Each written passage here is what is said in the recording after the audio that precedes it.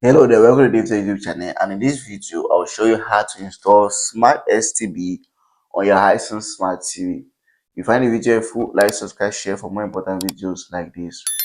So to install this particular application is very simple. On your Hisense Smart TV, try to locate your app store, which should look the same like this because this is Hisense Smart TV. If you have something different from this, then you are not using the application or a Hisense Smart TV. As you come back to your app store, just come back to a search and type in the name of application, which is Smart STB.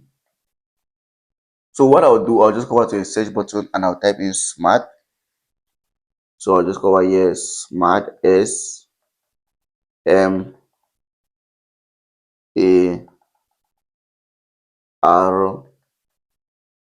and T for Smart. And just go ahead and search.